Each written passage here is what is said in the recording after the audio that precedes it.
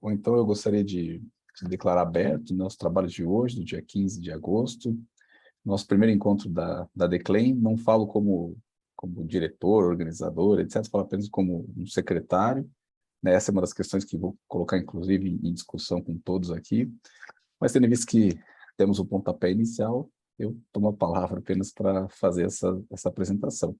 A minha ideia hoje, então, é primeiro falar um pouco sobre a Declaim, e depois nós passamos para a palestra da professora Fernanda, que gentilmente aceitou apresentar e trazer os seus conhecimentos no nosso primeiro encontro. Bom, a ideia da Declaim, ela surgiu muito porque, como nós discutimos agora há pouco, os estudos coloniais no Brasil, obviamente nas ciências humanas, já estava já está consolidado em alguma medida, embora tenha muito ainda a se pesquisar, mas no campo da antropologia jurídica, da filosofia, da teoria do direito, isso é o que vem sendo construído. E é bom que o professor Celso esteja aqui, porque o professor Celso seguramente é um dos primeiros filósofos do direito no Brasil a trabalhar com esse tema. Eu tive a oportunidade de ler um texto com o professor Celso lá em 1998, quando ele tinha acabado de concluir o doutorado, e já me apresentava textos sobre Dussel para fazer uma discussão descolonial. Claro que ainda a teoria crítica do direito tinha uma perspectiva muito ainda voltada aos autores marxistas, os autores Foucaultianos e assim por diante. Nós estávamos caminhando para tentar nos aproximar de uma leitura latino-americana, né? E o professor Celso era um dos que pioneiramente trazia essas discussões para a Faculdade de Direito. Mas ali ainda era um momento muito incipiente, porque estava ali bastante sozinho, né? E as discussões estavam sendo trazidas ainda por uma área muito mais reflexiva do que propriamente dogmática, que era a filosofia do direito. E de lá para cá nós começamos a caminhar de uma maneira muito mais segura, né? Por isso que também fiz questão de convidar a professora Fernanda, porque tive acesso aos textos e vi que a professora lá, já nos anos de 2010, já defendia muito dessas ideias, até um pouco antes, as discussões descoloniais no campo dos direitos, mais nos direitos humanos, mas já tentava trazer para a dogmática. Então, também considero um momento importante das teorias descoloniais, porque infelizmente, no direito, nós estamos bastante atrasados nessas discussões. Eu diria que nesses últimos 10 anos nós viemos aumentando o caldo dessas reflexões, mas sofrendo ainda bastante preconceito, né, como eu falava há pouco tempo. Né, tive a oportunidade de defender a livre docência, inclusive perante uma banca composta pela professora Vera, pela professora Kátia Kozik, mas a professora Vera que integra o grupo, e que se mostrou bastante aberta, crítica, etc., as reflexões, embora não seja o tema dela. Então, eu acho que nós, como a professora própria Fernanda disse, nós começamos a sensibilizar um pouco dos intelectuais para tentar trazer essas reflexões para a dogmática jurídica, que eu acho que esse é o passo que nós estamos vivendo agora, especialmente no campo da teoria do direito, que ela é de todas as propedêuticas, a que está mais próxima da dogmática, né? Está ali no meio do caminho. Então, a ideia da descolonização, de formar uma rede, seria tentar unir autores que estão trabalhando essas funções no Brasil, mas de uma maneira muito isolada, né? E que eu, pensando, né, quando eu escrevi a tese, eu fui descobrindo muitos autores por um imenso acaso, né, como descobri a professora Fernanda, etc. Até porque eu não sou uma pessoa que, né, me dedico 100% à academia, então tenho esse déficit às vezes, que muitas vezes poderia conhecer muita gente, mas acabo não conhecendo. E fui conhecendo por textos. Assim também conheci o professor Del, né, por um texto que li um dia e entrei em contato com ele. Por um acaso, depois acabamos virando amigos. Então, eu percebi que existiam estudos muito desconectados no país sobre essa temática, quando, no fundo, lá fora, é algo que eu já tinha vivenciado, quando tive a oportunidade de estudar, né, na época do pós-doutorado, e também quando fui no Max Planck de Heidelberg, percebi que as discussões descoloniais já se avolumavam, e eles tinham uma sede de formar um pensamento de corrente, ainda que bastante crítico, porque eles são bastante segmentados, mas eu percebi que discussões estavam sendo paralelas, né? O professor Pierre Legrand, que é um autor extremamente crítico do direito comparado, fazia essas discussões no campo do direito comparado, mas sozinho. O professor Ralph Michael, né, do Max Planck de Hamburg, e a professora Helena Salayamé também faziam essas discussões, e eu percebi que isso era algo que estava ganhando força e eles estavam lutando. Não à toa, o Max Planck de Hamburg criou um grupo de estudos coloniais comparados, trazendo o pessoal da América Latina para tentar fazer essa união. E aí me trouxe muito dessa ideia de que se lá, no norte global, eles estão procurando fazer essas correlações, me pareceu que nós tínhamos que também ter um pensamento, não uniforme, óbvio, mas um pensamento de diálogo das reflexões descoloniais, até mesmo para nós não sofrermos novamente um colonialismo, fruto dessas discussões. Então, grande parte da Declaim nasce a partir disso. Essa primeira reunião eu quis fazer só conosco, né, os pesquisadores brasileiros. A próxima, que já está marcada no dia 31 de agosto mesmo, vai ser com a professora Lena Salayamek. Ela vai apresentar as reflexões que eles têm feito no Max Planck de Hamburg. E aí, obviamente, será em inglês, né? Se der tempo de conseguir uma tradução simultânea, nós vamos tentar fazer, senão a palestra, infelizmente, será em inglês. Mas a ideia é tentar costurá-los também nas nossas reflexões, né? Porque simplesmente adotar uma perspectiva de isolamento, nós não vamos conseguir, obviamente, nenhuma grande reflexão. Acho que nós temos que tensionar o pensamento, porque isso é algo que eu percebi, acho que, né, todos que estiveram fora devem ter percebido. Por mais críticos que eles sejam, eles não têm a concepção e a percepção do que é o Brasil, né, e do que é a América Latina, né? Por mais, né, preparados, etc., que sejam. E grande parte do movimento ser descolonial, né, eu até faço uma reflexão um pouco dessa na livre docência, e não ser decolonial, é um pouco para nós marcarmos, embora eu entenda toda a discussão semântica que existe na reflexão em relação à colonialidade, mas é muito para marcar um pensamento jurídico descolonial brasileiro, né, porque o movimento ele é muito mais latino-americano de origem espanhola do que propriamente brasileiro. E apesar de todos termos sido colônia, obviamente sofremos um processo de colonização distinto, nós temos um modelo jurídico que tem as suas feições peculiares, nós somos diferentes, temos matrizes indígenas diversas, temos matrizes culturais completamente distintas, e eu acho que a reflexão, embora possa dialogar com os latino-americanos, por isso fazer parte da Claxo, mas é, antes de tudo, uma reflexão que nós temos que tentar fazer. Então, a ideia da Declaim nasce dessa maneira, né? O professor ainda, Gustavo, até mandou uma mensagem dizendo que não conseguia, ainda não conseguiu chegar. Ele faz parte da Prolan, é professor da ECA, da USP. Ele vai, junto com o professor Wagner Iglesias, etc., vincular as discussões que estão sendo feitas no Prolan, né? Que é o Programa de Integração Latino-Americana da USP, com a Declaim. Ao mesmo tempo, né, os professores aqui da Federal do Paraná, que também constituíram um grupo de estudos pós-coloniais.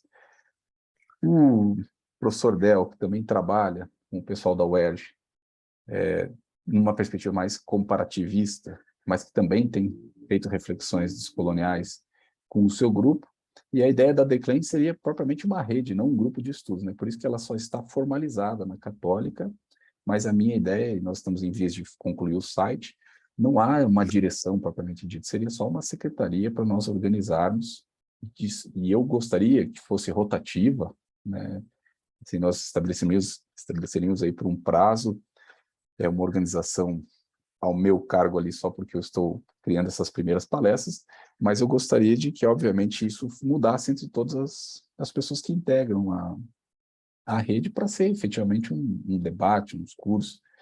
Seria também interessante, na minha concepção, que os professores que integram a rede, né, no próprio e-mail, existe o e-mail Declaim, mas o e-mail vem para mim, mas daí eu repasso para todos, sugerissem também palestras, temas, para nós apresentarmos. A ideia seria fazer um por mês inicialmente, para não ficar uma coisa tão cansativa, mas quem sabe a cada 15 dias, uma nacional, uma estrangeira, nós poderíamos. O professor, até coincidentemente, o professor Ralph Michael já tinha me respondido e-mail, mas me respondeu de novo, acho que ele achou que não tinha me respondido.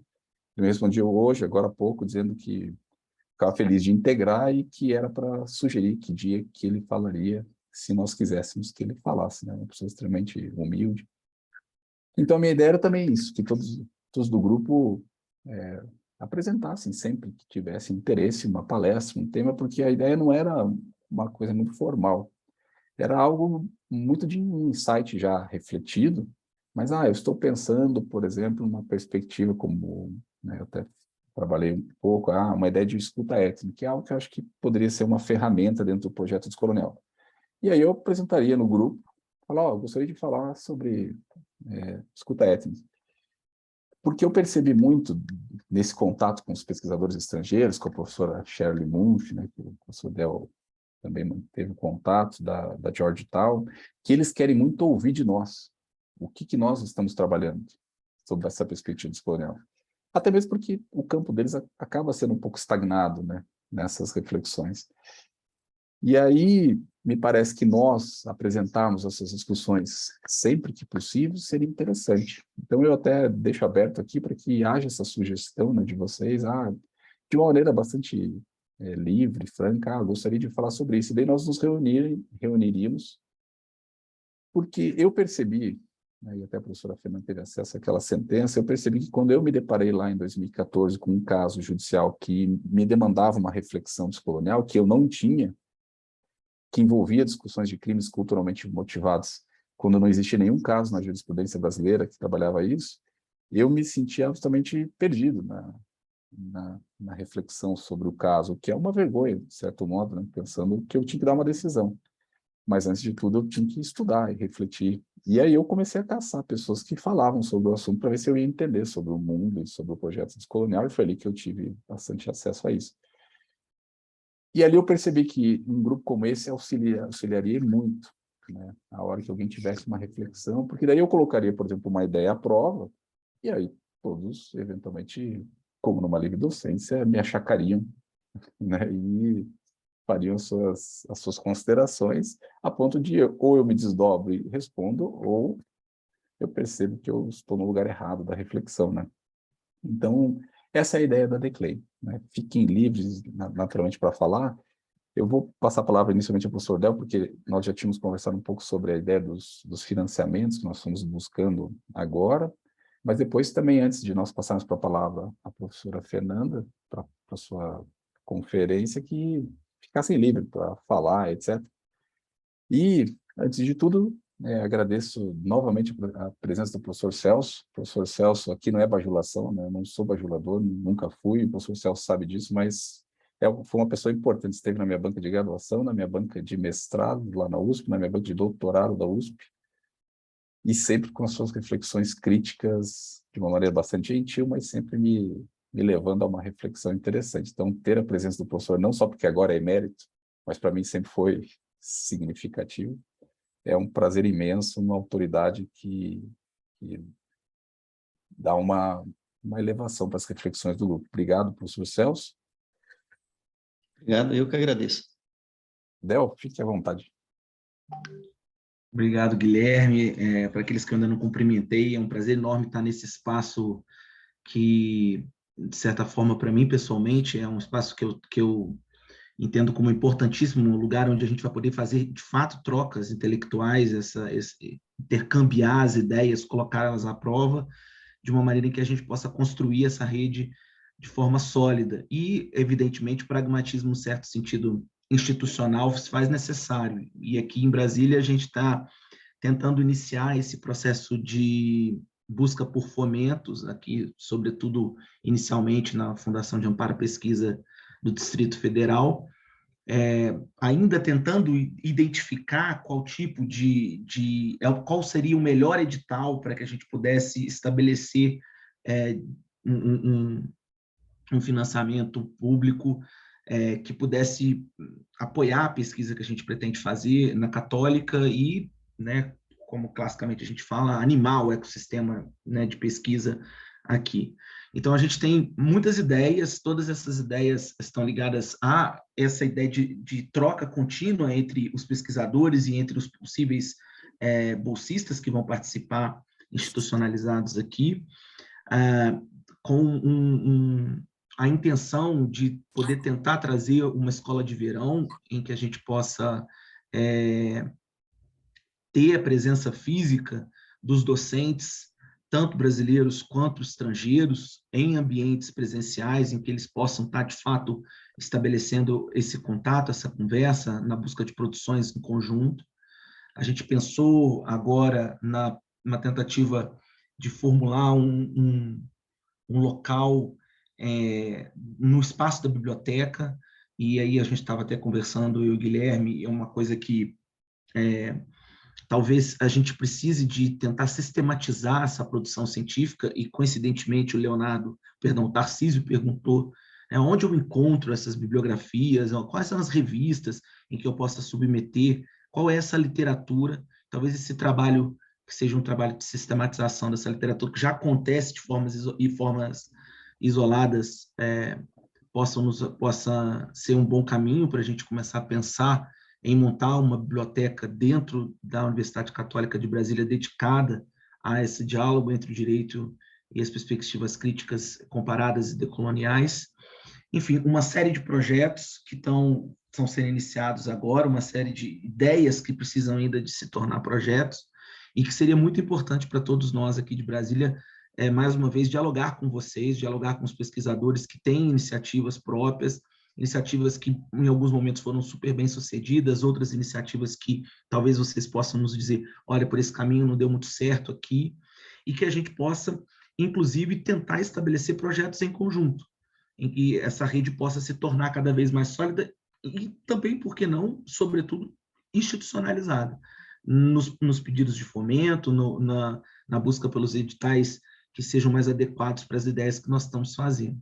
É um momento novo em que a gente ainda está tentando identificar o melhor edital, mas ele já é um momento que eu entendo, eu acho que o Guilherme também, super necessário para a gente possa estabelecer e trocar as experiências que cada um dos grupos tiveram, e por que não pensar desde já em conjunto, a partir de certas intenções, certos objetivos que as instituições, do ponto de vista institucional, pretendem alcançar e que possam ser, uma vez compartilhados, possam ser unidos para que a gente possa submeter a um mesmo edital e cada um dentro dos seus quesitos a serem batidos, a coleta CAPES não fazer mal para todo mundo, e aí a gente compartilhar essas possibilidades. Então, eu queria mesmo agradecer também a presença de todos vocês, e, sobretudo, a iniciativa que o Guilherme fez, e abrir esse espaço para que a gente coloque essa ideia também para circular sobre quais poderiam ser as possibilidades de projetos institucionais submetidos a fomento público, que sejam interessantes para que os nossos programas de pós-graduação alcancem os objetivos que eles se colocaram nos períodos, né, que cada um dos programas estabeleceram estratégicos, para que a gente possa produzir projetos em comum, tá bom? Era mais ou menos isso que a gente queria. Nós até falávamos, Del, que a ideia seria, um dos editais que está aberto, permitiria nós fazermos uma Summer School para o próximo ano, e nós estávamos pensando em fazer uma Summer School rotativa. Então, quem sabe, alguns dias em Brasília, alguns dias no Paraná, alguns dias no Rio Grande do Sul, né? A gente tentar fazer algo que não é muito comum, mas para um estrangeiro é interessante, porque ele vai poder circular aí por 3 lugares distintos do país, né? E, ao mesmo tempo, né, os professores nacionais não se deslocariam, né? Mas os alunos, os pesquisadores, sim, de tal modo que a Summer School seria também própria da rede, né? A gente vai... o edital, inclusive, está aberto esse mês, né? A gente tem que fechar isso para... Tanto que a minha ideia é fazer esse projeto, né? A gente está preencher os projetos junto com o Del e, antes de submeter a FAP, encaminhar no grupo de e-mail da própria Declaim para que todos deem sugestão, etc. Porque, como eu falei, vai ser um projeto apresentado por uma pessoa, mas desde logo vai constar que não é um projeto só da Católica, é um projeto da Declaim, da rede, que envolve tais e tais universidades. Né? Del, nós faremos isso em breve. Exatamente. Essa que é a ideia, que a gente consiga mesmo fazer, trazer esses pesquisadores e fazer circular mesmo as pessoas a partir das universidades, tanto com os pesquisadores estrangeiros, mas com os pesquisadores nacionais. A gente pode construir um certo tipo de racionalidade para esse projeto, para essa institucionalização, que seja muito útil para todos nós. E por que não que seja algo que vá se estender mesmo para todos como o Guilherme bem disse, né, ir subindo, né, cada vez mais. Acho muito importante a gente alcançar o norte brasileiro, sobretudo. Porque uma das questões que eu percebi também, especialmente no Max Planck, né, as discussões do Max Planck de Hamburg não conversam com as discussões do Max Planck de Heidelberg, que não conversam com o Max Planck das discussões de Frankfurt, ou seja, eles são grupos absolutamente isolados, embora estejam, às vezes, em momentos... Isso é um pouco alemão, mas é um pouco também europeu, né? Essa ideia ainda do século XIX, ainda bastante soberana, etc., faz parte da academia. Eu acho que um projeto descolonial como nós estamos pensando pressupõe exatamente isso, ou seja, não ter um lugar de centro, né, e por isso uma Summer School que fosse rotativa, para nós quebrarmos, inclusive, esse referencial, né, de que pesquisa boa é que se faz em Hamburg, todo o resto, né, eu e o Del, a gente discute porque no plano de direito comparado, as discussões entre Ralph Michaels e Pierre Legan, que inclusive os dois integram a rede, eles não sabem ainda, é curioso, porque eles, né, é uma ofensa velada, porque eles são bem educados, mas a impressão que dá é que não dialogam, né? Cada um fala o que quer, de uma maneira supostamente não ofensiva, mas não existe o diálogo. Vamos ver como é que aqui vai se dar, mas eu acho que esse é um pressuposto da descolonização, inclusive. Mas, não sei se alguém gostaria de falar alguma coisa, professor Celso, professor Tiago, Clara, antes de nós passarmos à palestra. Não, eu, de minha parte, só quero agradecer a possibilidade de participar e dizer da grande importância, né, dessa iniciativa, principalmente liderada pelo Guilherme, e os demais, não conheço a todos, né, que estão envolvidos, e que é uma iniciativa muito importante e necessária nesse momento. E saudar a todos, né? Eu vejo alguns amigos, colegas, amigas, professoras, né? Especialmente Fernanda Bragato, né? Que já participou de uma banca nossa aí na Universidade Federal, e é um grande prazer tê-la conosco aí, principalmente para poder ouvi-la. De minha parte, só por enquanto isso. Bom, em relação à Universidade Federal, né, só para situar aí nossa situação, né, só para deixar claro nossa situação, enfim, a gente está lutando com a burocracia para estabelecer um grupo no CNPq, porque a universidade exige requisitos quase, assim, impossíveis de preencher. Mas, de qualquer maneira, estamos nos reunindo já, estamos, né, dialogando já sobre essa possibilidade de, né, estabelecer esse núcleo para, inclusive, integrar a rede de uma maneira mais, digamos assim, organizada. De qualquer maneira, já desde o professor Celso, né, ele foi professor de todos nós, e, enfim, desde as aulas dele, a gente já vem estudando nessa perspectiva descolonial, mas agora esse estudo ganha força, principalmente, né, porque a gente vai ter alguns pesquisadores já produzindo nesse sentido, as minhas orientações são todas nesse sentido, né, todo mundo vai passar, como a professora Fernanda falou, por essa perspectiva descolonial, de uma forma ou de outra. Eu trabalho com violência de gênero, violência contra a mulher, então a gente já vem trabalhando nesse sentido. E daí nos reunimos, estamos começando a conversar sobre esse núcleo, sobre a possibilidade dessa organização. Mas ainda a gente tem uma certa dificuldade, realmente, por uma burocracia da universidade. A universidade exige para esse núcleo no CNPq que a gente tenha projeto financiado por rede de fomento, só que a gente está iniciando o núcleo. Como é que a gente vai ter um projeto já financiado nessa área? A gente pode ter em outras áreas, mas não nessa. Então, a gente tem essas dificuldades que a gente está tentando superar, mas eu, sem dúvida, né, em algum momento isso vai acontecer, talvez, né, justamente a possibilidade da Summer School possa ajudar nesse sentido. De qualquer maneira, eu queria agradecer também a professora Fernanda por ter aceitado o nosso convite, dizer que é um prazer tê-la aqui, principalmente, né, uma mulher inaugurando aí essas palestras da nossa rede. Então, muito obrigada. E, enfim, professor Guilherme. Bom, se ninguém, não sei se alguém quer mais falar, senão eu vou... Bom, antes de começar só, eu vou continuar mandando pelo e-mail. A minha ideia é, talvez, se não ficar muito, criar um grupo de WhatsApp. Não sei há quanto tempo isso. Já existe um grupo da Federal que me incluíram. Quem sabe aquilo ali pudesse ser o grupo em que todos pudessem ser incluídos. E depois eu mando um e-mail todos pedindo o celular, caso alguém queira integrar. Mas, de qualquer maneira, eu vou seguir pelos e-mails, né, porque a gente fica aí catalogado, obviamente, tudo aquilo que nós fizemos.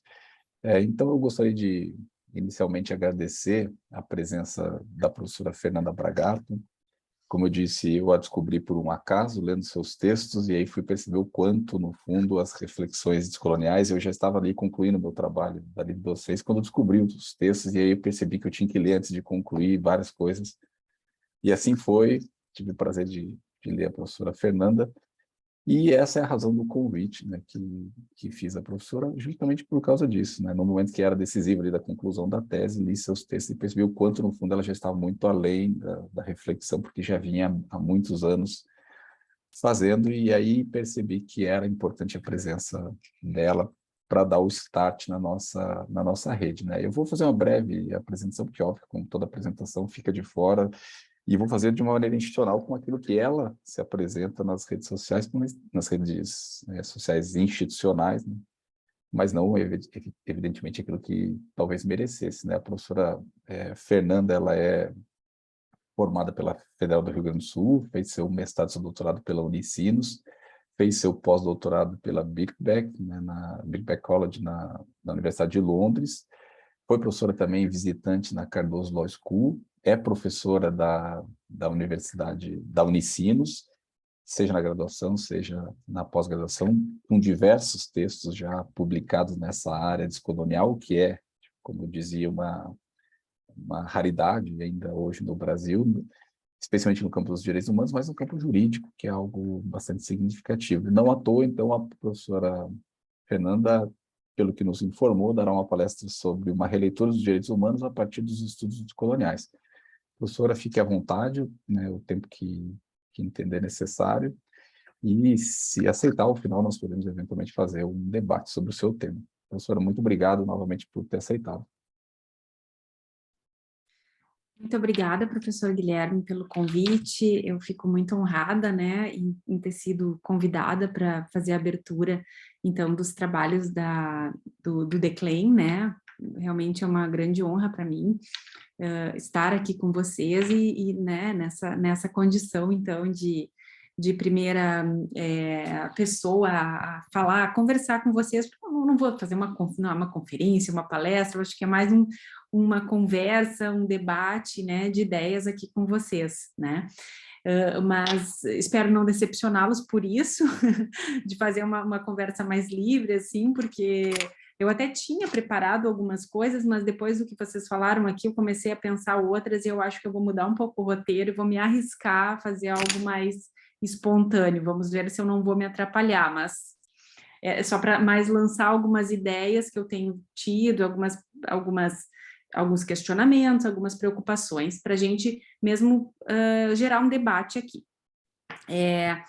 Queria cumprimentar especialmente o professor Celso Ludwig, dizer que é um grande prazer, né, estar com o professor Celso de novo, ainda que novamente, né, professor Celso online, professor Celso, né, ao lado do professor Volkmer, são, assim, grandes referências na área da teoria descolonial e latino-americana, que a gente lê desde o início dos anos 2000, então, uma grande honra estar sendo ouvida pelo senhor, né, aqui nesse espaço. Cumprimentar todos os colegas e as colegas que estão aqui, né, dizer então que é uma grande alegria. Depois, inclusive, Clara, a gente pode conversar mais no final, se de repente, sobre essa questão da dificuldade de vocês de montar o grupo de pesquisa, me ocorreu algumas ideias, talvez possa contribuir de alguma forma sobre a questão de ter projeto aprovado. Obrigada, Fernanda. Gostaria mesmo, porque tá difícil. De repente, se isso tem que ser dentro da UFPR, ou se pode ser de integrantes do grupo, aí eu tenho vários projetos aprovados lá nessa área já, na CNPq, na FAPERGS aqui no Rio Grande do Sul, na CAPES, então, se de repente puder usar os meus para ajudá-los, eu estou à disposição. Mas aí a gente pode conversar. Bom, então, eu pensei em falar um pouco, eu vou mudar um pouquinho o roteiro, professor Guilherme, e não vou me deter especificamente, não vou deter o meu olhar a partir da perspectiva descolonial, especificamente na área de direitos humanos, mas vou me arriscar a lançar aqui algumas inquietações, algumas questões que eu me coloco a respeito do direito como um todo. Né? Vou tentar me arriscar um pouco mais aqui, porque é algo que eu tenho pensado bastante, que eu não tive tempo ainda para escrever a respeito, mas é algo que eu quero escrever, porque eu acho que A respeito de direitos humanos, eu já escrevi tanto, eu já não sei mais o que escrever a respeito de direitos humanos. Quando eu descobri, né, a perspectiva descolonial, ela encaixou muito bem nas minhas inquietações, para responder às minhas inquietações sobre direitos humanos, né? Especialmente a respeito da lógica seletiva de violação e de proteção de direitos humanos. A perspectiva descolonial caiu como uma luva para me explicar, né? Que no fundo a gente está falando em relações de poder, em assimetrias de poder, e em como o colonialismo impactou na forma como as relações de poder se estabeleceram na contemporaneidade, e como isso explica muito, né, do porquê de os direitos humanos não funcionarem, né, ou funcionarem de forma muito seletiva, para aqueles grupos que não necessitam de direitos humanos reconhecidos institucionalmente, né? Mas me ajudou a entender esse fosso, né, que existe entre uma teoria e uma legislação bastante desenvolvida e uma prática tão escassa, né, tão deficitária a respeito de direitos humanos, né? Então, eu já pensei tanto, parece que eu esgotei um pouco, né, aquilo que eu posso pensar a respeito de direitos humanos. Então, hoje eu me dedico talvez mais a aplicar direitos humanos a partir de uma perspectiva descolonial. O meu último projeto do CNPq, né, do pesquisador PQ, foi um projeto sobre litigância estratégica, pensando em como colocar em prática direitos humanos para grupos vulnerabilizados, sempre pensando nessa lógica, né, colonialista que rege a aplicação dos direitos humanos no Brasil e no mundo, né? Então, como repensar essa questão de litigância estratégica, que é um outro conceito e uma prática do norte global, que é um pouco, talvez muito, cego, que invisibiliza justamente essas desigualdades, essas assimetrias de poder que são resultado de uma lógica colonial, né?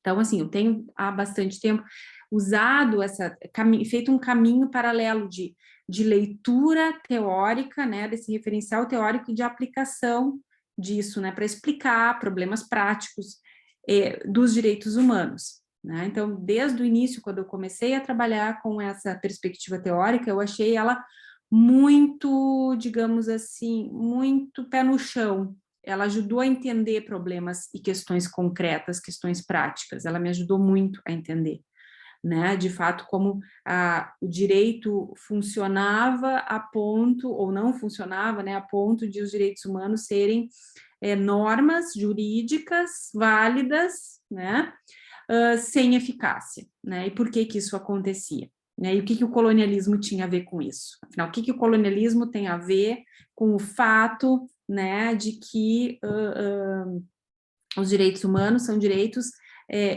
sistematicamente violados, mas essa violação, ela tem endereço certo, ela tem destinatário certo, né? Bom, mas aí eu comecei a pensar mais a respeito, comecei a me preocupar mais com a questão do direito como um todo, né? Do direito como um todo. E aí eu fico me perguntando, será que é adequado nós falarmos, por exemplo, nós que estamos trabalhando com essa perspectiva descolonial e temos o direito como nosso, né, objeto de preocupação, será que é correto, adequado nós falarmos em um direito descolonial, como se pudesse existir outras formas de direito, que não o descolonial, né? Ou se nós temos aqui uma questão de direito descolonizado, né?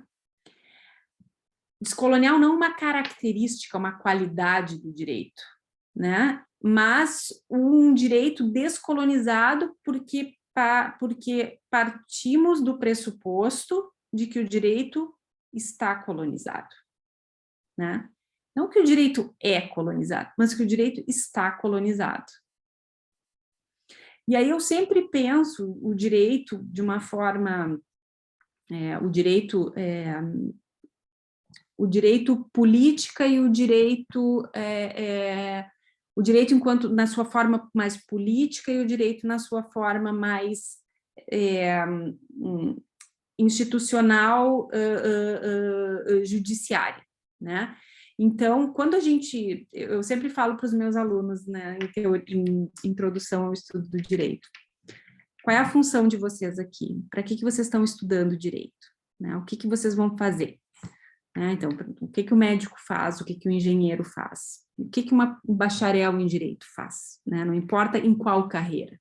Né? Então, o médico diagnostica e cura doenças, o engenheiro constrói pontes ou circuitos, ou seja lá o que for. E o direito, o jurista, né, seja na carreira que for, ele soluciona conflitos. Né? Ele soluciona conflitos. Então, eu brinco com eles, vocês estão aqui porque vocês gostam de briga, porque vocês gostam de conflito. Né? Então, a gente precisa, né, desde que o direito tem os seus operadores profissionalizados, né, que mesmo isso não é uma questão universal, isso é uma questão das sociedades ocidentais, né, se nós formos olhar as formas de solução de conflitos das sociedades indígenas, os operadores do direito não são profissionalizados, necessariamente, né. Tem um texto, Verdade, as formas jurídicas, do Foucault, se eu não me engano, que eu gosto de dar para os meus alunos, em que ele trabalha as formas de solução de conflitos dos reinos germânicos medievais, totalmente diferente da forma como nós resolvemos conflitos hoje, né? Sem profissionais do direito. Mas a forma do direito ocidental é uma forma em que há profissionais do direito que solucionam conflitos, né? Então, e para isso, você precisa, né, ter uma certificação do Estado, né, portanto, fazer um curso específico de formação para resolver problemas dos outros, para resolver conflitos, né. Agora, quando a gente fala em direito, a gente fala, o direito é a área que regula condutas, ou coisas assim, né. Bom, aí nós estamos falando do direito enquanto legislação, que é o principal parâmetro hoje para a solução de conflitos. E não necessariamente é o único, né? É no Estado democrático de direito, nos Estados de direito modernos, né? Então, mas para fazer leis, que nós também consideramos direitos, nós não precisamos fazer uma faculdade de direito. Quem faz leis são os legisladores, vocês não vão fazer uma faculdade, vocês não precisam fazer faculdade de direito para se candidatar a deputado estadual, federal, senador e fazer leis. E isso faz parte do direito também. Então, o direito é política e o direito é a institucionalidade judiciária, digamos assim, né? Então, e às vezes a gente confunde isso. O que afinal é o direito, né? O direito é o campo de regulação de condutas.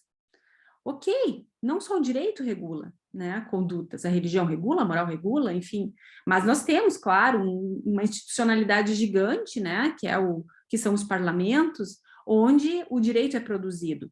E também não é produzido só aí, é produzido na sociedade, é produzido pelos costumes, né, vejamos toda a discussão do pluralismo jurídico que o professor Volkmer tão bem nos traz, né. Mas a gente tem, eu começo assim pensando o direito, bom, o que é o direito, afinal?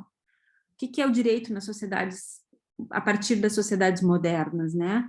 A gente a gente confunde muitas vezes, né, aquilo que na verdade é a política, que é a criação das leis, que é a criação dos parâmetros de regulação de condutas, que é direito também, mas o direito como aquele campo, especialmente hoje, né, quando a gente fala em direito, é aquele campo específico, né, profissionalizado da solução de conflitos, né, que domina, que tem o domínio, né, que tem enfim, que tem o domínio mesmo das soluções de conflito na sociedade, pelo menos nas sociedades ocidentais, né? Quando nós temos um problema,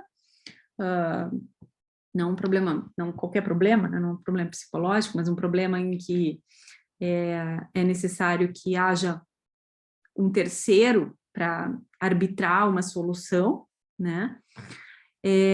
A gente busca o poder judiciário, né? Existem outras formas, né? Formas alternativas de solução de conflitos e tal. E, bom, e como esses conflitos são resolvidos, né? E como essas leis que são os parâmetros de solução de conflitos são criadas.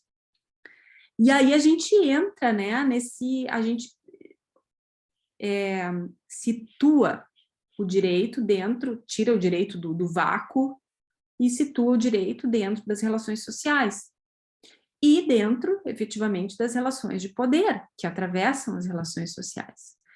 E é aí, né, para mim, isso de forma muito incipiente, por isso que eu estou falando aqui para vocês, isso não é uma conferência, não é uma palestra, é, na verdade, um diálogo, uma tentativa de abertura de discussão, né? E é aí, então, que entra, quando entra a questão do poder, que para mim é central na forma, tanto quanto o direito é criado, como na forma quanto o direito é aplicado, né? Não opera no vácuo, nem as leis são criadas, nem são aplicadas num vácuo social, são aplicadas, né, em relações sociais atravessadas por questões de poder.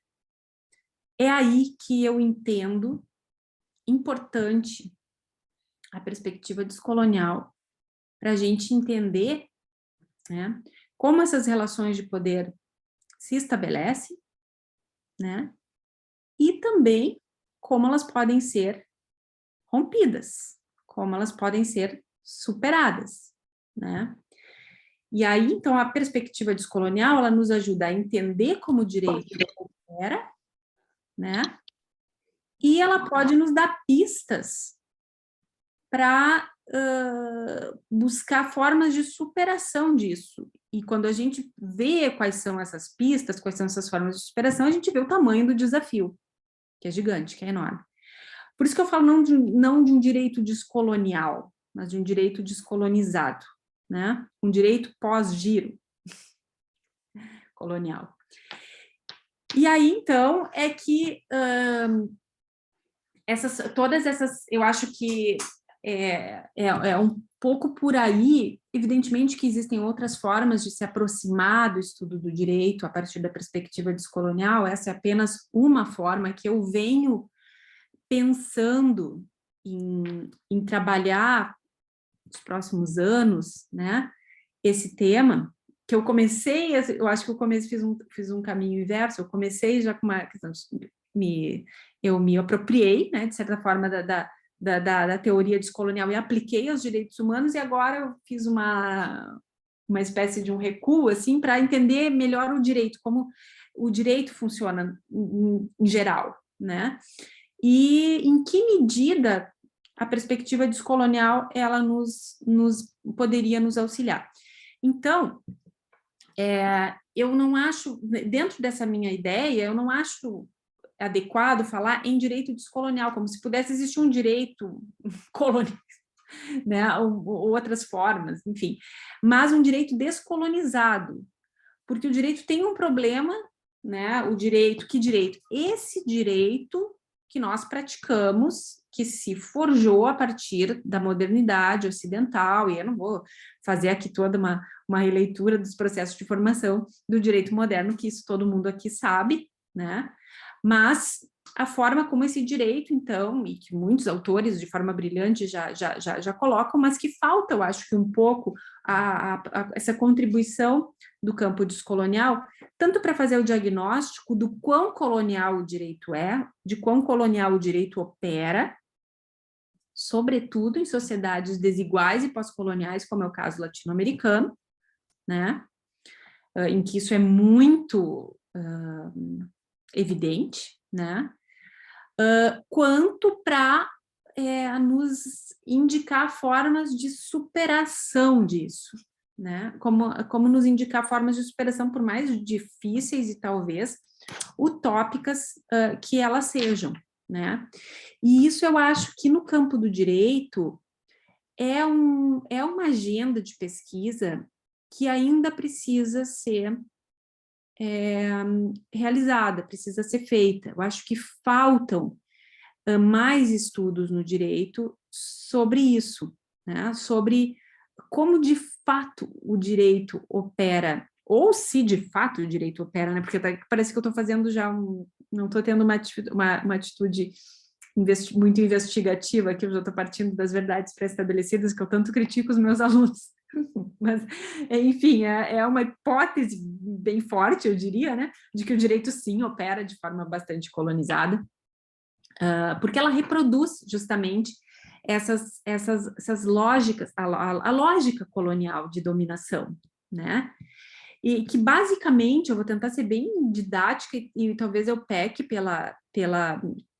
não por ser simples, mas por ser simplória, e aí eu quero que vocês realmente me digam, mas a questão, para mim, a questão central da colonialidade, né, que são, então, os impactos, os efeitos do colonialismo sobre as relações contemporâneas de poder, é o problema da dominação e, portanto, do abuso do poder, né, a partir do uso discursivo de dicotomias, que convertem diferenças em hierarquias, né, para justificar o poder de um sobre os outros, a superioridade de um sobre os outros. Evidentemente que com fins econômicos, né? Evidentemente que, então, com a finalidade de concentrar poder cultural ou ideológico, né? Então, e aí racismo, machismo, homofobia, etc., né? Concentrar esse poder cultural ideológico para fins, né, de controle do poder político, para tomada de decisões, para o controle da agenda pública, consequentemente, para a acumulação capitalista, né, para questões econômicas, basicamente, para manter os privilégios de poucos numa sociedade absolutamente desigual e justificar a exploração de uns que são predestinados ao sucesso, porque são naturalmente melhores, em relação aos outros, né, dentro daquela lógica do senhor e do escravo, basicamente. Né? Uns nasceram para mandar, outros para servir, porque uns são naturalmente superiores aos outros. Isso é muito colonial. O colonialismo se forjou a partir dessas dicotomias. E o discurso é importante. Eu reputo o discurso como a ferramenta mais importante pela qual o colonialismo operou. E pela qual o poder continua sendo concentrado, usado e abusado hoje em dia. Né? Então, acho que as disputas discursivas são muito importantes. O discurso, para mim, é algo muito importante. Eu acho que e a gente deve muito isso a Foucault. Né? Então, e como é que o direito foi sequestrado por essa lógica? Como que o direito opera a partir dessa lógica? Eu acho que isso nos falta clarear melhor. Isso nos falta didaticamente explicar melhor como as coisas funcionam. Né? E se realmente funcionam assim, ou se nós estamos errados. Né?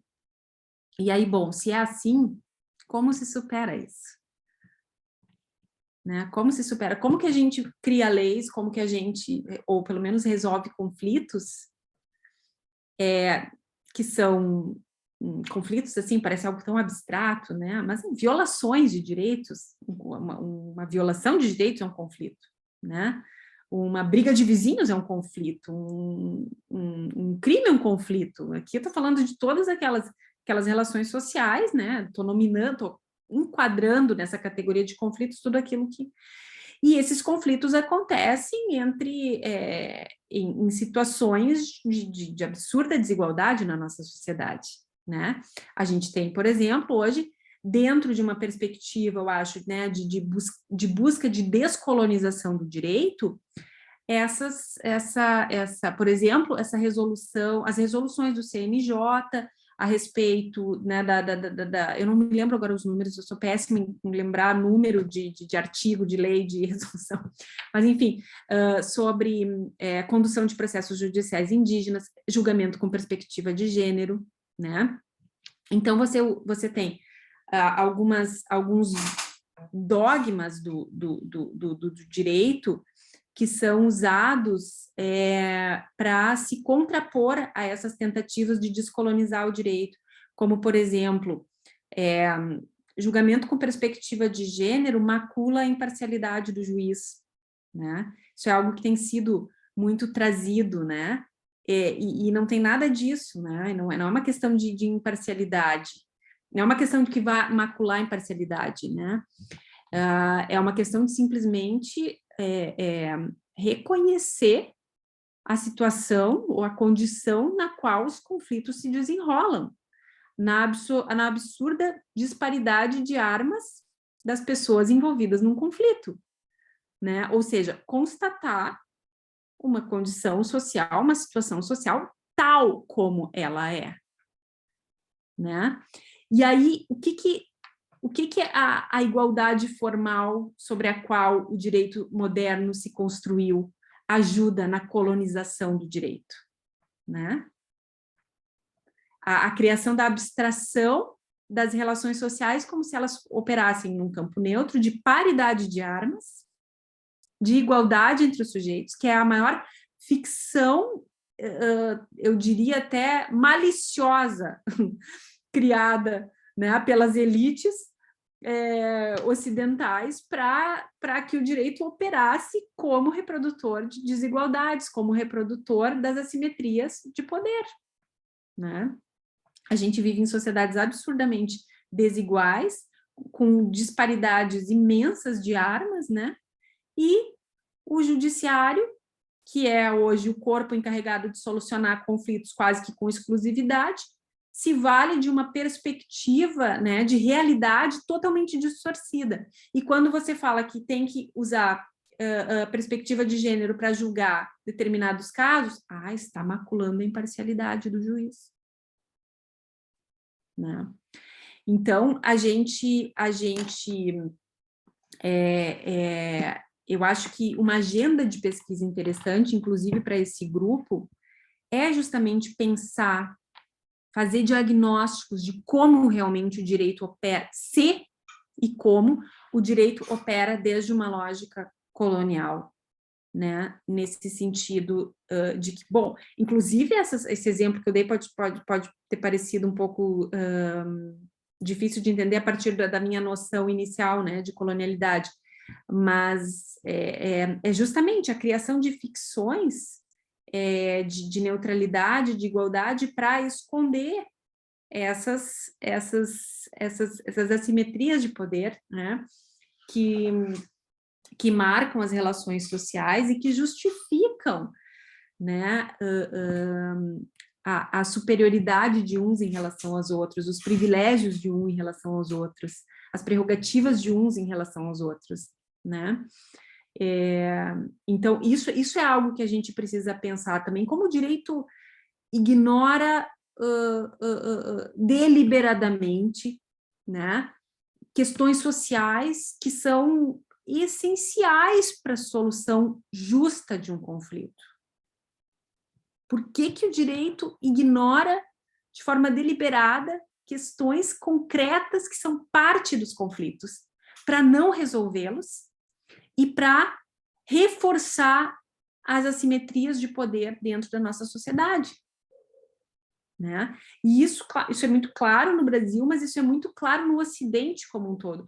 E eu não tenho propriedade para falar de outros sistemas, de como opera o sistema chinês, de como opera o sistema islâmico, de como opera o sistema japonês, enfim, a gente tem essa visão, né, dos sistemas ocidentais, dos sistemas de justiça ocidentais, né?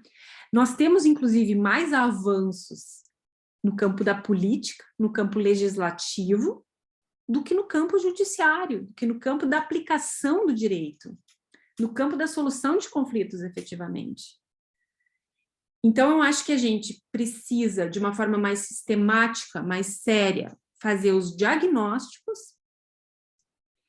e, para a partir daí, começar a pensar em como superar esses problemas, como denunciá-los, né? Não denúncia no sentido panfletário, mas denúncia no sentido acadêmico, no sentido científico,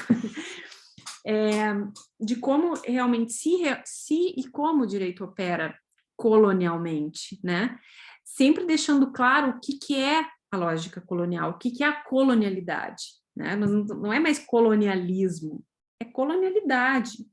É o legado do colonialismo nas relações de poder. É como as relações de poder se sustentam ainda nessa base frágil, eu diria, né? De conversão de diferenças em dicotomias, né? E aí, como a gente supera isso para um mundo pluriversal, de valorização das diferenças, né? um mundo mais horizontalizado, mais simétrico? Como é que a gente vai caminhar para um mundo em que a experiência indígena é considerada algo válido, valoroso, tão bom quanto, né? E aí falando, né? E aí eu sou meio caótica, né? Tô aqui falando, desculpa.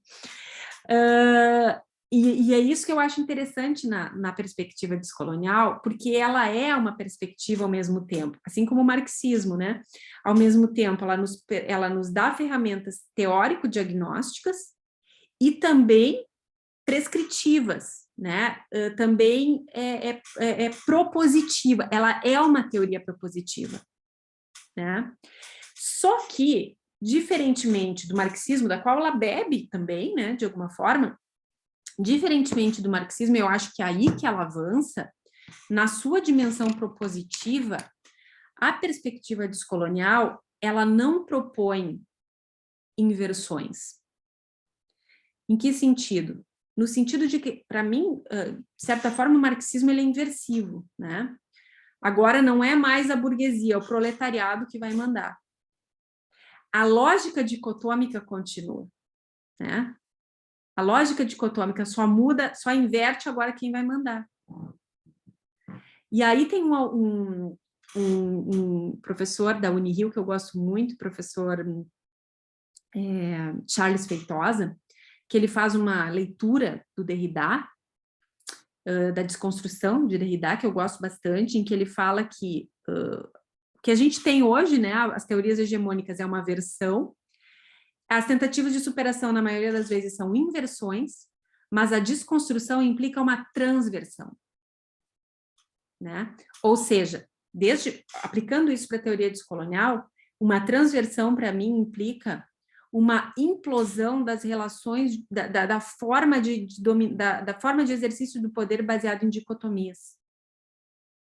Então, não é a mulher que é melhor que o homem, não é o negro que é melhor que o branco, não é o índio que é melhor que o não índio. Agora, como fazer isso? Inversão é mais fácil, porque um grupo vence o outro, é uma guerra, pronto. Né? Agora, a descolonização ou a descolonialidade implica algo que talvez seja utópico demais. Né? Eu não sei. Mas é esse o horizonte, para mim, esse é o horizonte.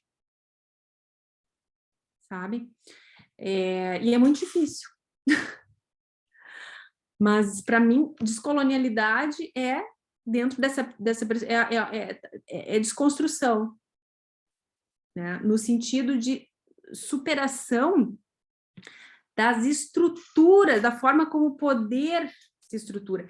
Então, por exemplo, para mim, não tenho problema com poder, eu não tenho problema com o direito. Não acho que o direito seja horrível, que o direito tenha que ser... Não existe sociedade humana sem solução de conflitos, sem regras de conduta. Eu penso assim, né? Não existe sociedade humana sem poder. O poder nos perpassa. O problema é o abuso do poder. O problema é o que o direito faz com a gente, né? Mas não precisa ser assim, poderia ser diferente. Tanto o poder não é um problema, ele é visto como um problema, né? A gente fala poder parece um bicho-papão. Não é. Poder pode ser uma coisa boa, é uma coisa boa. Tanto que a gente fala, quando a gente fala em minorias, em grupos vulnerabilizados, que termo a gente usa? Empoderamento. Né? Por que as pessoas sofrem violações seletivas de direitos humanos? Porque não tem poder. Não tem poder cultural, não tem poder político, não tem poder econômico. Né? Então, e o direito é poder, o direito é uma das formas pelas quais o poder é exercido. Né? Por isso que o direito é tão importante nas sociedades contemporâneas. Né? O direito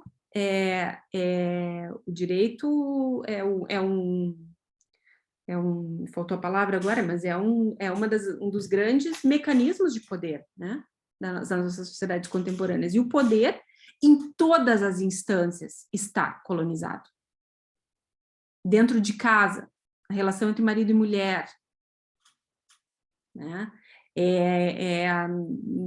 Em qualquer relação, o poder pode estar colonizado. E em grande parte delas está colonizado. Né?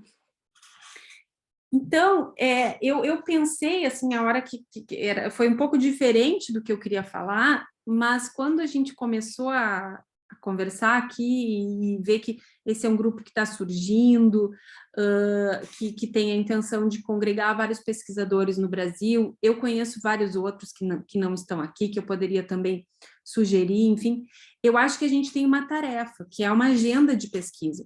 E eu tenho até, eu realmente preciso dizer para vocês que eu tô até um pouco embaraçada, assim, um pouco envergonhada de estar falando isso na presença do professor Celso. Ele pode estar pensando, quanta bobagem ela está falando. Não diga isso, tô anotando tudo, tô gostando muito.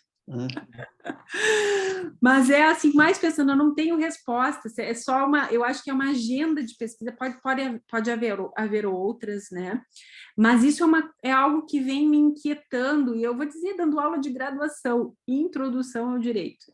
Há 3 semestres eu venho me inquietando com essas questões, aí eu ensino algumas coisas para ele, eu dou umas letrinhas e tal, mas eu digo, a gente não tem, né, material, a gente não tem textos em que a gente possa entrar em sala de aula, isso aqui está colonizado, funciona assim, assim, assim, assim, assim. E eu acho que nós, como acadêmicos, só nós podemos fazer isso. Essa é uma tarefa da academia. E é muito poderosa. Pode ter efeito, sim, eu acredito. Não, né, para transformar aquele mundo maravilhoso que eu penso da transversão, mas, né, eu acho que a gente precisa avançar. Um dos caminhos, não é o único, evidentemente que cada um de nós tem sempre os seus vieses, as suas limitações, né? Mas essa é uma agenda de pesquisa que eu acho que seria interessante se dedicar. Seria isso, não falei muito, não, fui um pouco caótica aqui, mas eu acho que seriam essas as minhas contribuições iniciais ao grupo. E agradecendo mais uma vez pela deferência em ter sido convidada para abrir as discussões. Imagina, eu gostaria de agradecer a Fernanda pelas reflexões, realmente são bastante necessárias e úteis. Eu vou fazer um breve comentário, professor, depois eu passo também a palavra de todos. Eu concordo integralmente, né, com as discussões, porque eu acho que a teoria descolonial, e essa é uma das coisas que vem defendendo, inclusive na docência, eu acho que a gente tem um primeiro papel que é de diagnóstico, que nós identificamos, seja nas práticas acadêmicas, seja nas práticas legislativas, seja nas práticas judiciais, o que existe que é absolutamente desconexo com a nossa matriz pluricultural, pluriétnica, etc., e que é absolutamente evidente, né? Já conversei várias vezes, inclusive com a Clara, por exemplo, nós importamos uma delação premiada que, no fundo, tem o seu grande problema, porque nós não só importamos de um dia para o outro ser um projeto de discussão, mas principalmente porque é um modelo pensado a partir de uma sociedade que é completamente distinta, né? Uma sociedade em que se ensina as pessoas a falarem as coisas, etc., enquanto nós temos uma sociedade em que a lealdade está acima de tudo, ou seja, são formas de pensar a vida e o mundo que são muitas vezes incompatíveis com a nossa percepção, né? Até a professora citava, e aqui eu peço permissão do professor Celso para fazer essa reflexão, mas a professora falava da metáfora do senhor e do escravo, mas se nós pensarmos na construção do direito moderno, hegeliano, né, veja, é o reino da liberdade, a própria definição de Kant de direito, né, é o lugar do limite do arbítrio a partir da liberdade, ou seja, então toda a construção do direito moderno é em torno da liberdade. Se você traz essa construção do que é direito no sentido eurocêntrico para a nossa realidade, ela é absolutamente desconexa com o mundo, como nós mencionávamos, né, agora há pouco. Né? A academia deles é diferente, eles são territorialistas, estatalistas, inclusive na forma de pensar, ou seja, aquela forma de definir um povo no seu território, com a sua língua, com o seu folclore, etc., que para eles isso ainda é muito forte, é algo distinto da nossa matriz, né? A própria ideia de ter um pensamento que não é suscetível a críticas, etc., é uma matriz diferente. De repente, nós trazemos isso para o direito. Eu concordo com o professor quando diz, primeiro nós temos que fazer um diagnóstico, ou seja, identificar nos institutos jurídicos aquilo que é incompatível. Então, ao invés de um professor chegar em sala de aula e ficar explicando o que é a ideia de consentimento no direito civil, e que ele ensina a partir de um código que foi gestado a partir de uma lógica burguesa, de livre-arbítrio, etc., de racionalidade de um sujeito né, heterossexual, branco, urbana, etc., quando no fundo essa ideia do que é o sujeito de direito é completamente distinta daquela que nós temos aqui, em que nós temos uma subjetividade, como a professora dizia, que é altamente marginalizada. E aí como é que eu vou ensinar o que é a ideia de consentimento? Eu também me questiono, apesar de ter escrito um livro de teoria do direito, eu fico pensando, eu vou dizer o que é o direito? Eu vou estabelecer quais são as variáveis? Eu vou falar o que é sanção, o que é culpa, o que é dolo? Ou seja, mas como pensar, né, vontade e consciência numa perspectiva brasileira? Porque eu tenho pessoas analfabetas, que eu tenho pessoas que são excluídas do sistema, da lógica, ou seja, então a ideia de dolo europeu do século XVIII, nada, né, dos pandectistas, será que ainda faz sentido num país como o nosso? Será que a gente precisa adotar uma categoria dessa? Foi pensado a partir de um Kant de Hegel. O próprio Kant, a professora citava Hegel, ele tem a capacidade de dizer que a Alemanha é Herz Europa, a Alemanha é o centro da Europa, e por isso que eles têm o direito de dizer como os demais estados são. Não desmerecendo Hegel, não quer dizer que isso nós não devamos ler Hegel e Kant, etc., mas a grande questão é, talvez não dá essa sobrevalorização no mundo que é absolutamente complexo e distinto e pluriversal como é o nosso. Claro que fizeram grandes construções, não há, né, não há dúvida, quem sou eu para discutir um pensamento que domina o mundo há 2 séculos. A grande questão é, por isso que não é inversivo, como o professor dizia. Nós não temos que chegar e dizer, ó, vamos tomar a Bastilha. A questão não é essa.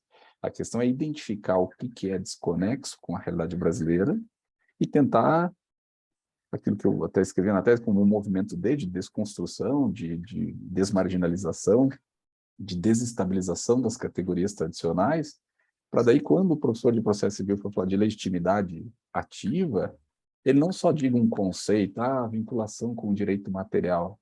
Não, a questão é muito mais complexa quando eu estou num país como o nosso. O que é legitimidade processual num país como o nosso? Será que esse conceito abstrato é válido num país que tem uma quantidade imensa de pessoas que nem sequer nós talvez nem pudéssemos falar de excluídos da justiça, né, do acesso à justiça, são excluídos para muito mais questões. Ou seja, se você falar disso para um indígena, né, se você falar disso para um quilombo, até estive com o professor Tiago num quilombo há pouco tempo, e ele é um especialista nisso, não faz muito sentido essas palavras, isso dentro da lógica brasileira. E nós reproduzimos. Então você vai lá e vai explicar para ele o conceito de sujeito, de obrigação, de dever, de responsabilidade, quando isso tudo foi gerado e gestado a partir de uma lógica que é sem sentido com a nossa. Então, me parece que é exatamente isso. Acho que o primeiro momento é o diagnóstico e aí o segundo momento é a desconstrução. Ou seja, então o professor, ao invés de gastar seu tempo em falar sobre os 6 pressupostos processuais de existência e os 7 de validade, ele gasta seu tempo em falando um deles, mas de uma maneira desconstrutiva, né? E aí por exemplo, eu até discuti isso com a Clara, a ideia de jurisdição. A jurisdição, para nós, é um lugar de proteção do Estado, né? É um lugar em que nós sabemos que ali, pelo menos, não vai existir uma arbitrariedade. Quer queira ou quer não, nós imaginamos que ali, do judiciário, vai sair pelo menos um lugar que é legítimo. Agora, será? Será que nós podemos pensar a jurisdição ainda numa perspectiva oitocentista, como como foi pensado?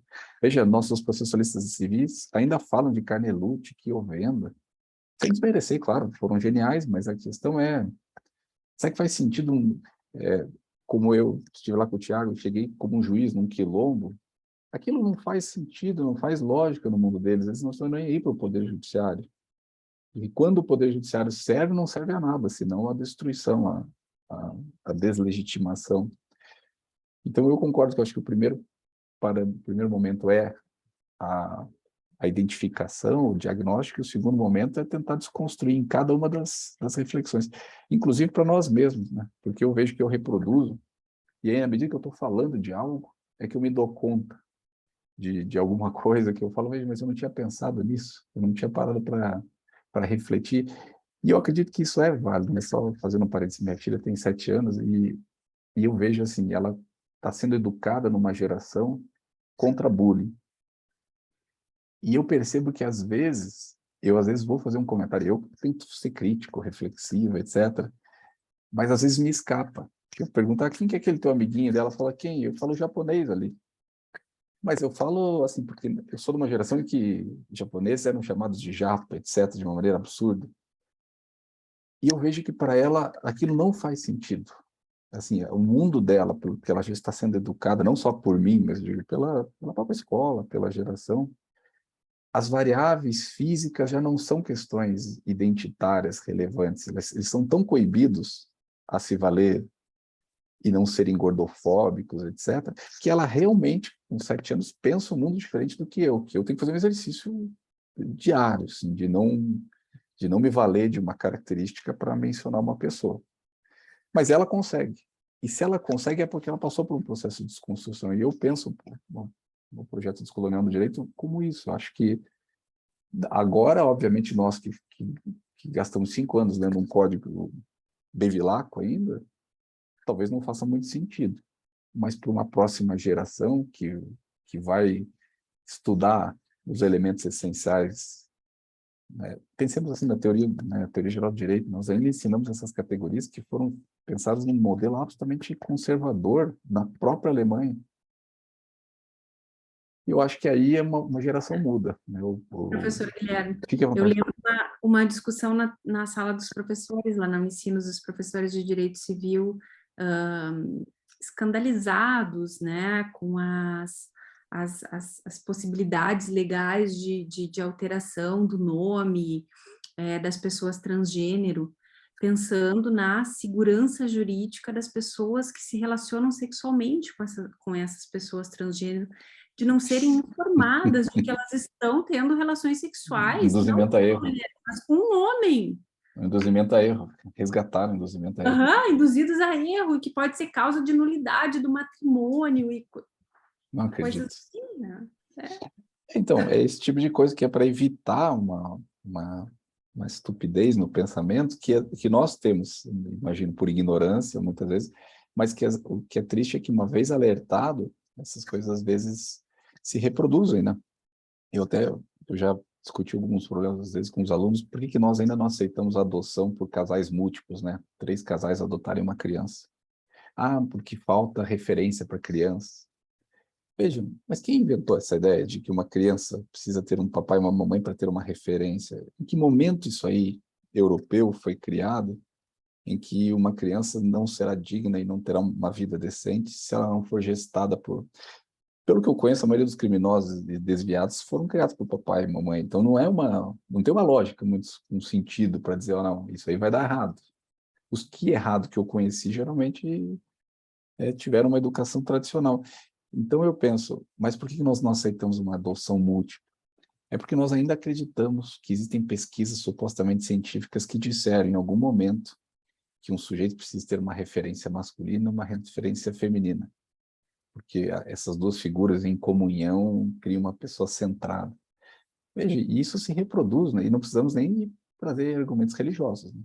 Sem entrar para discussão religiosa, só para uma argumentação jurídica. Veja, a gente até viu isso, eu percebi isso agora, né? A questão da varíola dos macacos. Como é que pode um sujeito da OMS divulgar uma informação dizendo que a varíola dos macacos ela se dissemina mais em homens acima de 40 anos homossexuais? Veja, em que sentido uma pesquisa como essa teve algum fundamento e a que serve divulgar uma pesquisa como essa? Porque a partir de agora, então, os demais não precisam se preocupar, só eventualmente se você se encaixou dentro daquele espectro. Ou seja, eu acho que o projeto Descolonial vai muito por esse caminho, né, de desconstrução, como bem derradiano, como a professora dizia. Né? Mas eu já falei demais, desculpe. O professor Celso, Bel, claro.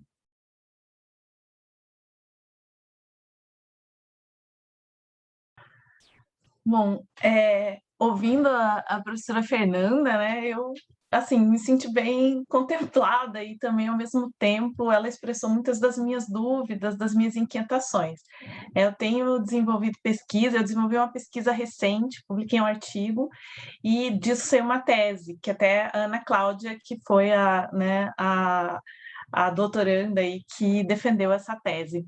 A gente, na verdade, fez uma pesquisa das denúncias de feminicídio no estado do Paraná, de 2015 a 2020.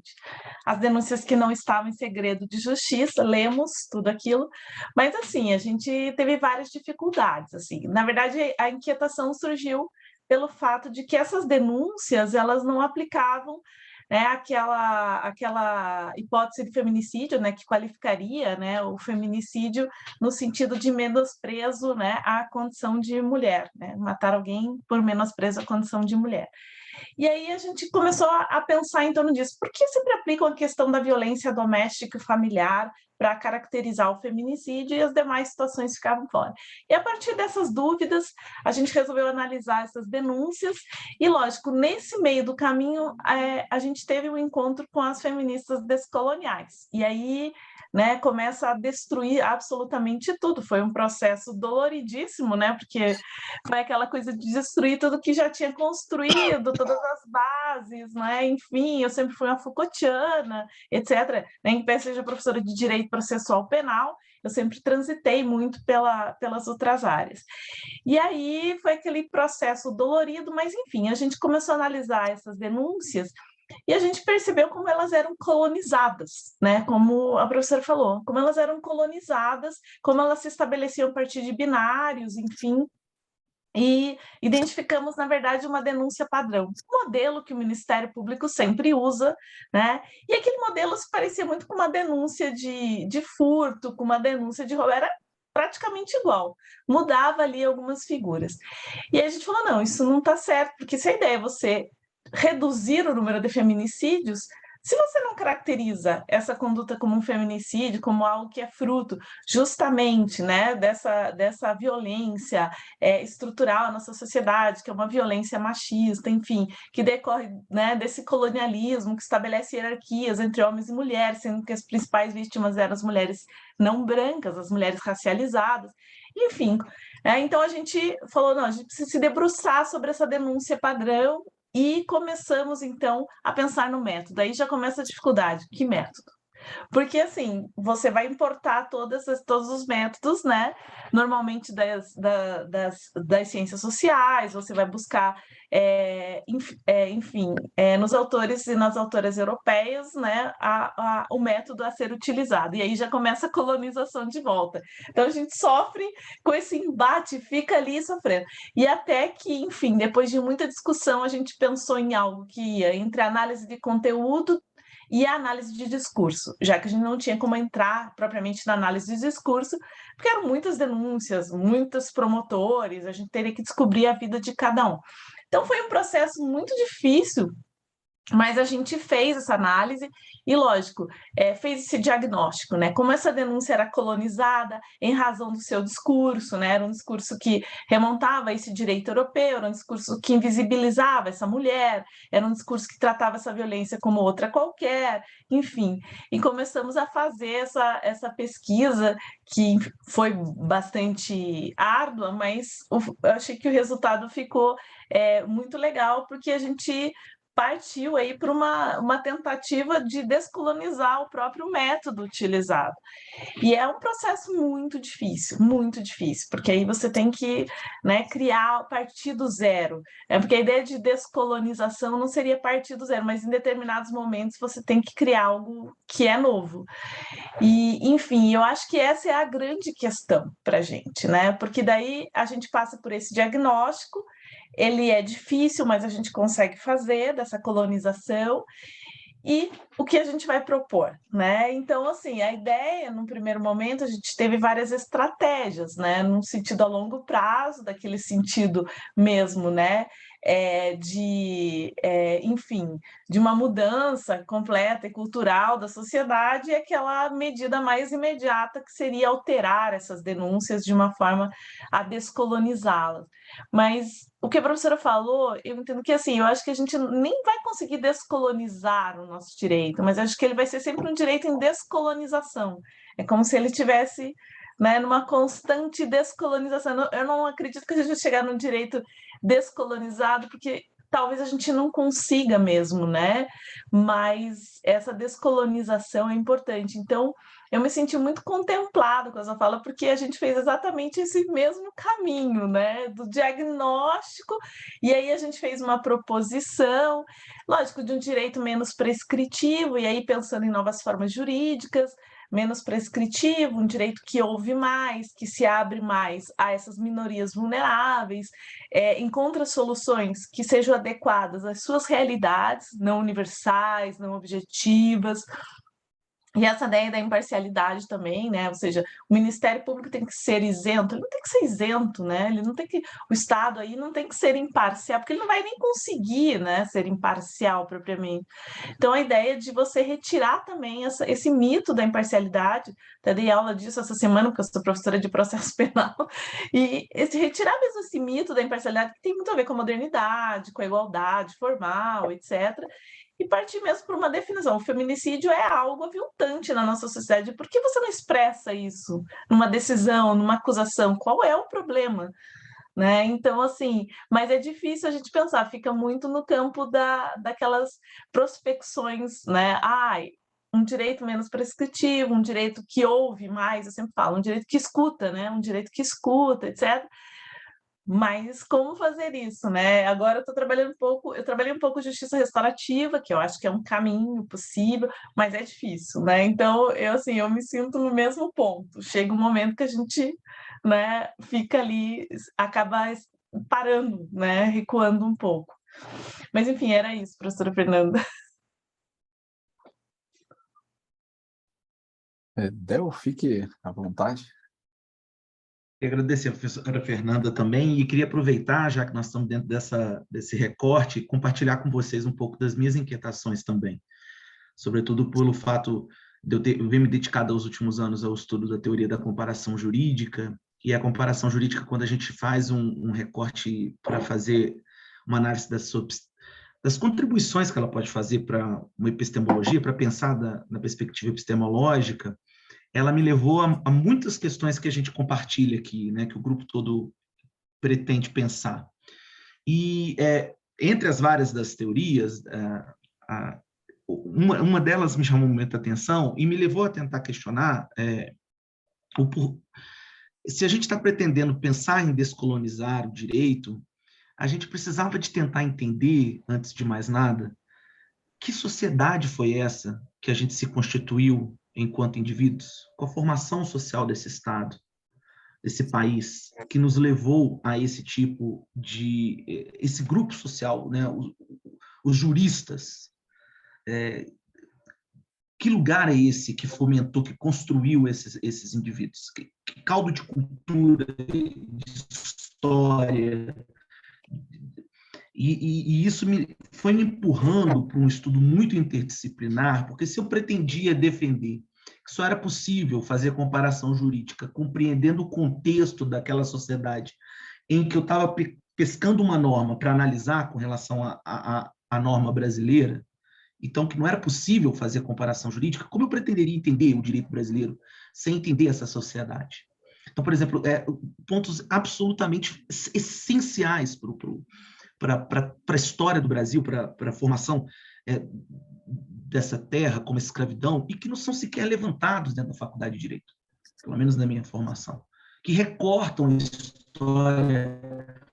Se você pegar lá, se fizer, todo mundo que quiser fazer os top 10 das leis mais importantes da história do Brasil, claro que será uma ou duas que estão ligadas a esse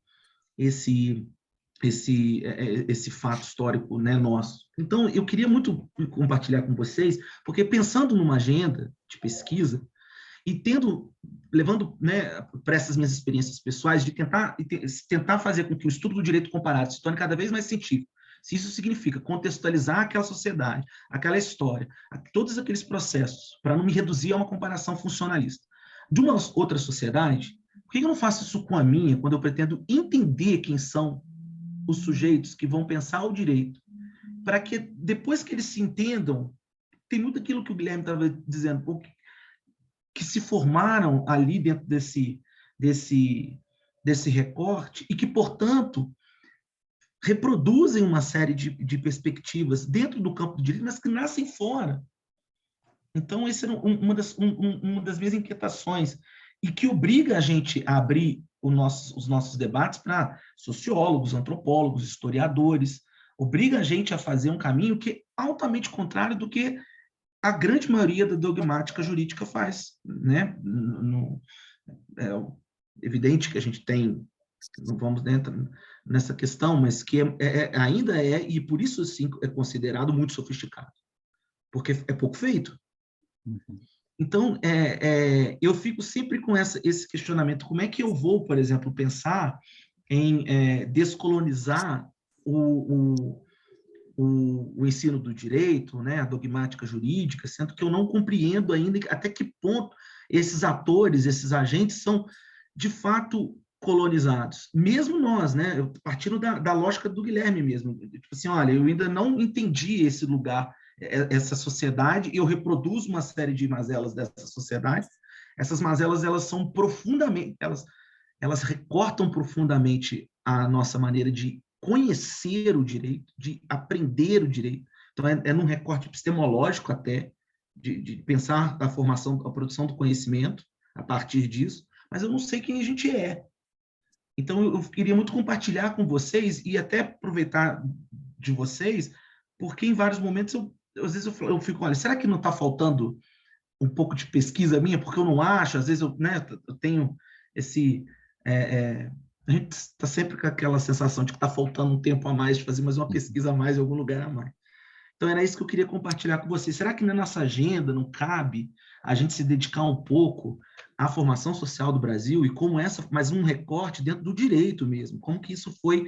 Os historiadores do direito vão contribuir muito nesse sentido, né? Como essa formação social foi alcançando as leis e como ela foi se reproduzindo dentro da universidade, por exemplo, a maneira de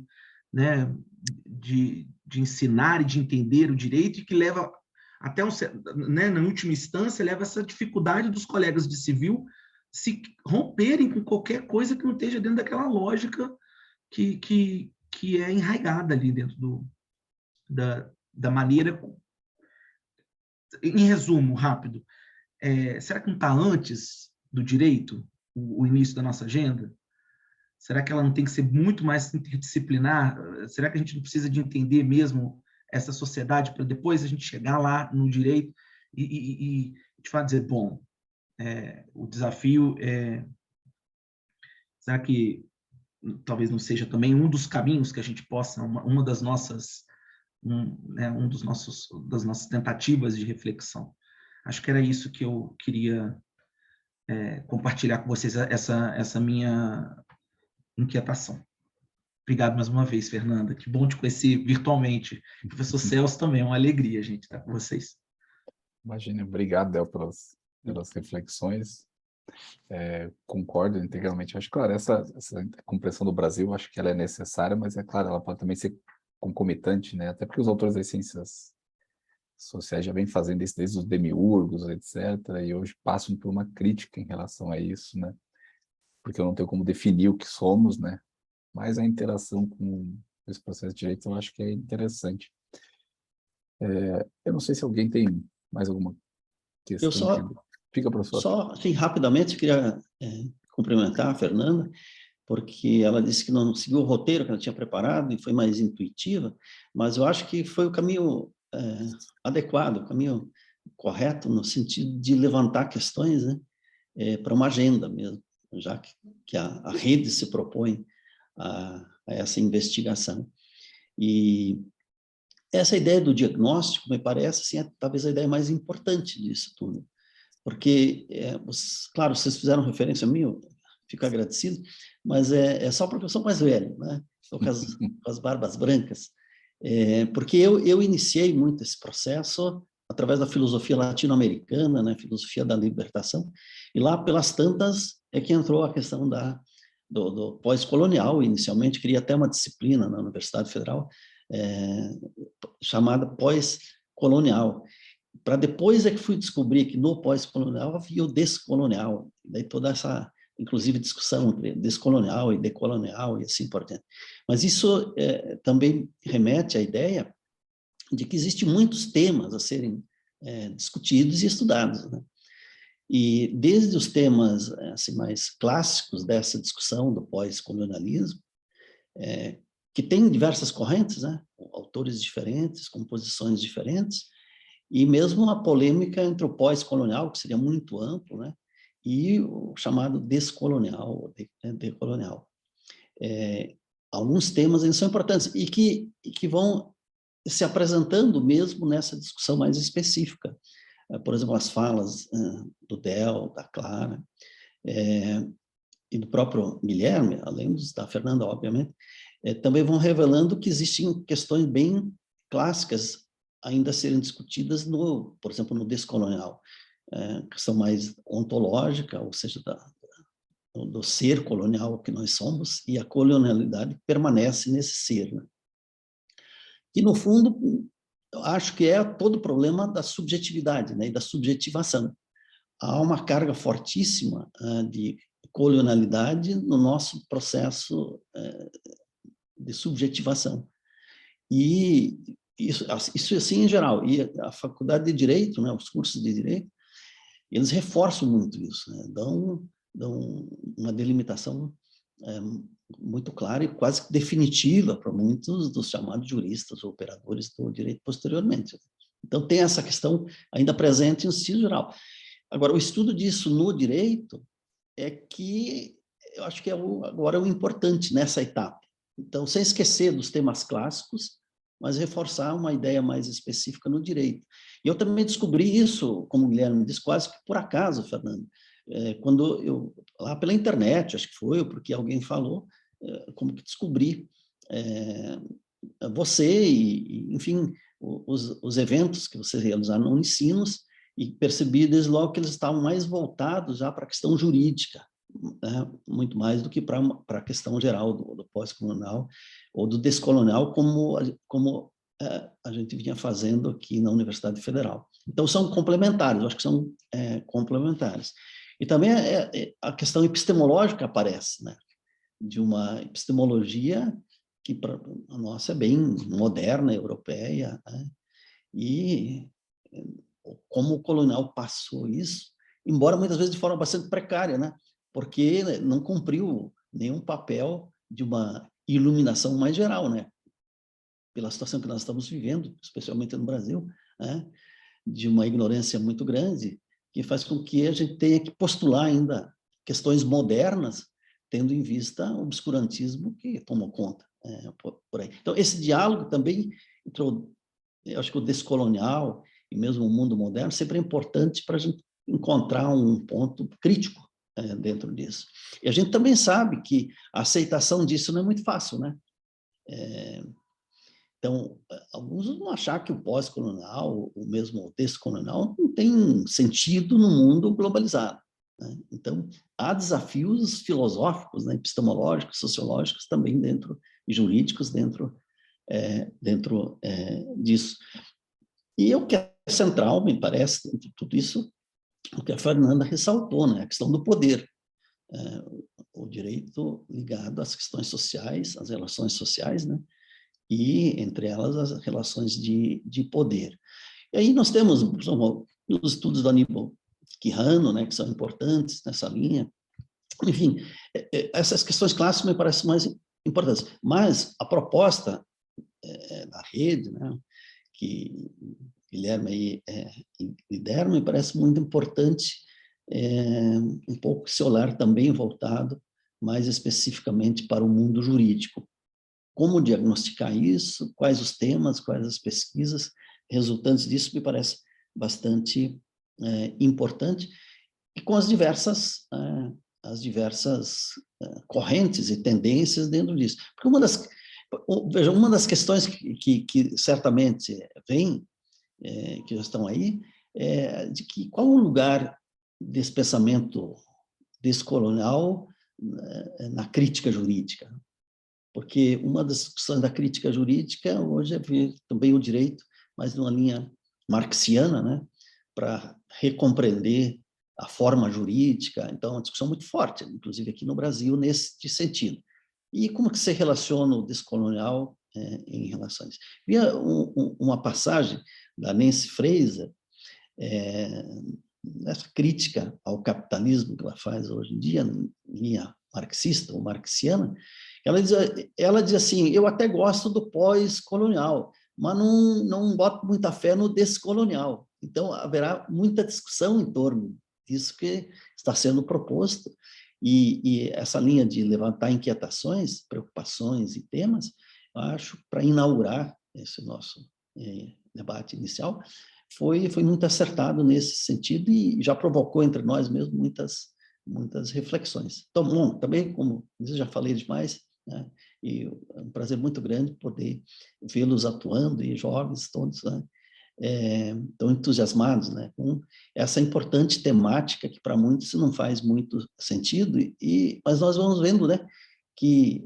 basta um mínimo de crítica ou de pensamento crítico para você perceber que existem questões a serem estudadas e pesquisadas. Seria isso, Guilherme. Excelente, professor. Agradeço a reflexão, como sempre, né? É mais um lugar para pensar e refletir. Eu me lembro uma vez, professor, quando eu estava defendendo meu mestrado, ainda era sobre direito grego, e eu lembro que um dos professores da banca, que eu não menciono agora para não ser ofensivo, fez uma crítica, e eu me lembro que uma crítica é algo mais ou menos assim, Guilherme, mas tudo isso que você colocou talvez não sirva para nada, né? Fez só uma crítica um pouco grosseira. Eu me lembro que o professor, depois da banca, chegou para mim e falou, talvez não sirva mesmo para nada, Guilherme, mas só por você ter refletido já serviu bastante.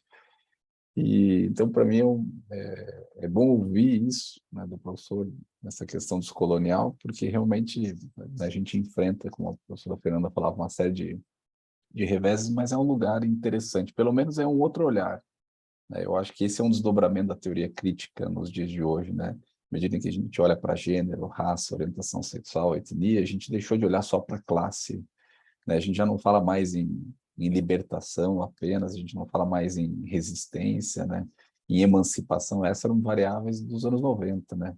Essa transição para o pensamento descolonial coloca outras variáveis que são absolutamente distintas e que não vão fazer a revolução, como a professora Fernanda dizia, né? Mas pelo menos vai nos fazer olhar para um lugar que até então a gente não olhava, né? Então, eu acho que isso é interessante da rede. Bom, mas eu também não quero atrapalhar todos, já são 5h50. Eu gostaria de agradecer a presença de todos e Eu acho todas. que o Thiago quer falar, Guilherme. Aonde? Não vi que a mãozinha dele está levantada. Thiago, fique à vontade. Não sei se... Aí, tá. Obrigado, Guilherme. Imagina. Me desculpe, eu estou com a câmera. Me escutam? Não. Sim, perfeito. Desculpa, eu estou com a câmera fechada, porque tenho de daqui a pouco justamente dar aula. Então, já comecei a me arrumar, mas não podia deixar de, em primeiro lugar, agradecer pelo muito generoso e provocador convite, né, para estar aqui nesse primeiro encontro. Obrigado, professora Fernanda. Sua fala foi muito estimulante. E, pegando o gancho que não poderia deixar de ser, né, eu também sou discípulo, como muitas de nós aqui, do grande mestre, nas Clínicas Social,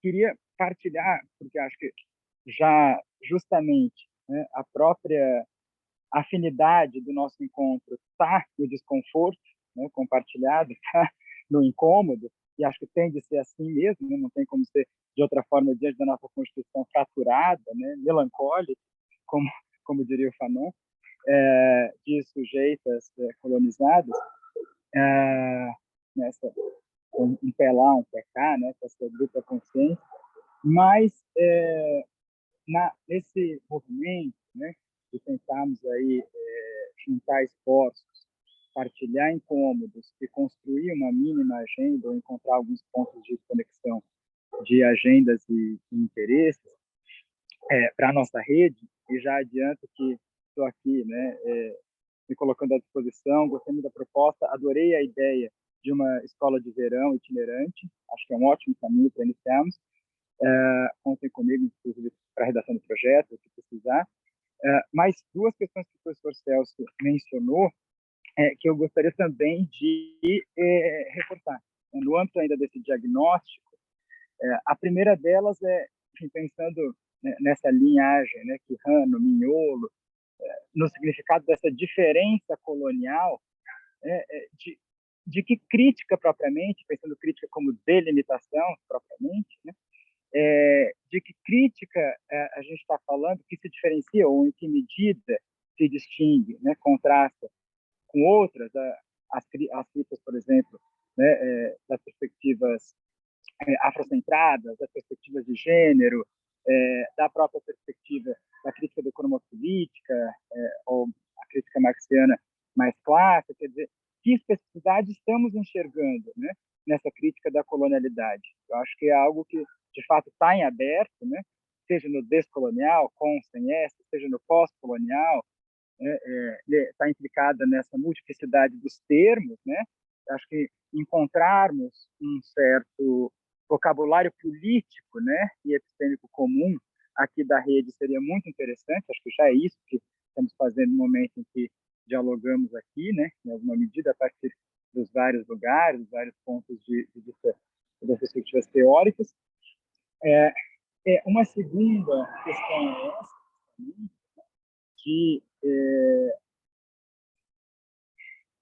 que relações são essas que a gente está traçando, que genealogia é essa que a gente está traçando entre direito e colonialidade, e até mesmo que conceito de direito nos serve para a crítica da colonialidade dessa experiência. Estou pensando, por exemplo, né, enfim, nas múltiplas possibilidades de pensar o fenômeno jurídico, né, na filosofia contemporânea, quer dizer, como sistema, ou né, num viés mais hermenêutico, ou como sensibilidade jurídica, à la vie, né?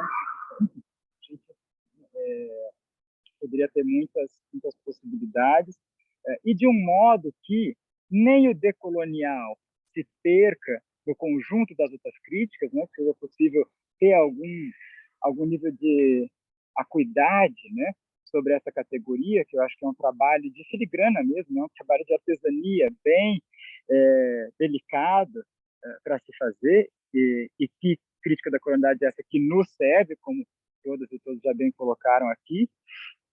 E, por outro lado, também não, nem caindo na tentação de dissolver o direito no social, né, considerando essa espessura, essa especificidade da experiência, da acessibilidade, do sistema jurídico, como queremos nominar aqui, e nem a outra tentação, obviamente, que não é o nosso caso aqui, né, de tomar o direito como mais central do que é também nessa construção do social. Eu penso assim, pensando no tipo de pesquisa que vem desenvolvendo, que agora,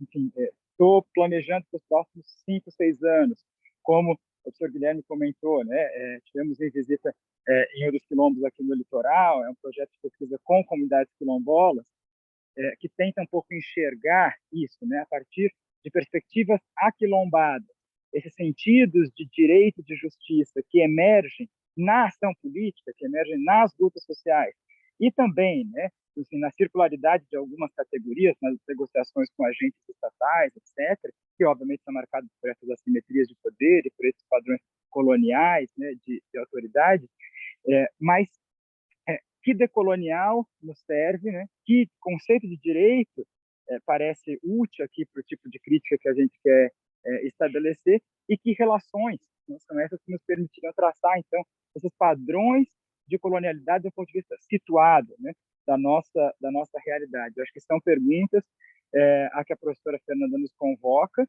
e por isso eu agradeço, e que, de fato, né, tem aí de ser um horizonte, né, de permanecer, gosto daquele texto da dona Harry, né, que a gente não tem que responder nada, né, a gente tem que permanecer com o problema, então, que permaneçamos com ele, mas permaneçamos juntas, né, na rede, podendo construir essa agenda, que de fato também, na qual aposto muito, e fico muito feliz de poder ser propulsora e também, né, assim, o horizonte desse nosso encontro aqui. Obrigado novamente e estamos juntos. Imagina, eu agradeço, Tiago, pelas palavras, né? Como já vimos conversado, o Tiago quando ele conseguir um horário, ele vai nos dar uma palestra, porque a tese dele realmente é descolonial, né? Acho que uma das poucas teses que consegue escrever de maneira descolonial, a temática descolonial, né? E tenta olhar de uma outra perspectiva, então eu acho que vai ser bastante rico para nós a fala dele, e agradeço a sua fala aqui, Thiago. Bom, eu gostaria de encerrar esse primeiro evento agradecendo, né, novamente a presença de todos, agradeço a professora Fernanda pela disponibilidade de pronto em estar aqui, mesmo com todas as dificuldades, né, que certamente sei que tem, agradeço pela atenção, pelas reflexões que colocou, ainda que na sua perspectiva não fosse organizada, mas como o professor Celso mencionou, o simples fato de pôr ideias de maneira de levantar um debate, uma agenda, para a DECLEM, eu acho que ela é absolutamente importante. Não?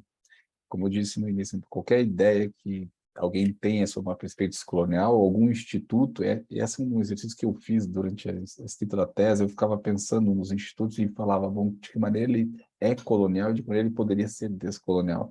Eu acho que isso já é válido se alguém pensar nos institutos que nós temos e pôr em debate aqui para tentar até mesmo nos chacoalhar, né? Eu acho que grande parte desse movimento de descolonização, de desestabilização, é chacoalhar e perceber o quanto nós somos reprodutores inconscientes de uma matriz que não nos encaixa, quem dirá ao resto da população que está muito longe das nossas perspectivas, né? Então, agradeço novamente, Fernanda, o professor Celso, né, do alto do seu lugar, por dispor aí das reflexões conosco, Clara, Del, né, o Fábio que esteve desde o início, também o professor Tiago, Ana, Leonardo, o professor Rui. Obrigado a todos, a todas pela presença. E boa noite. Agradeço. Muito obrigada mais uma vez pelo convite e espero que me mantenham na lista de e-mails para eu participar das outras reuniões, se for possível. Imagine, até gostaria que a professora sugerisse os nomes de pesquisadores que conhecem, para a sim. gente acrescentar no grupo, que eu acho que é relevante. Né? Sim, eu fiz, há 2 anos atrás, um ciclo de palestras na Unicino, só com bastantes estrangeiros. Legal. Eu posso passar depois a programação. Ótimo. E a gente... E fique à vontade para convidá-los pela DECLEM, né? Como eu disse, a DECLEM não tem uma titularidade, né? Tá legal, tá certo, então, vamos conversando. Obrigado. Um prazer. Muito obrigado. Obrigada, Fernanda. Eu vou entrar Fernanda. em contato com você, tá? Para daí a gente trocar algumas figurinhas, e também, às vezes, eu preciso muito de pessoas para as bancas, e é tão difícil. Eu sempre priorizo as mulheres, então é bom manter esse contato, né? E daí a gente pode, enfim, eu posso convidá-la. Mas obrigada mesmo. Muito obrigada, Clara. Querem conhecê-la. Tchau, tchau. Tchau, tchau, pessoal. Tchau, tchau. Um abraço a todos. Um abraço.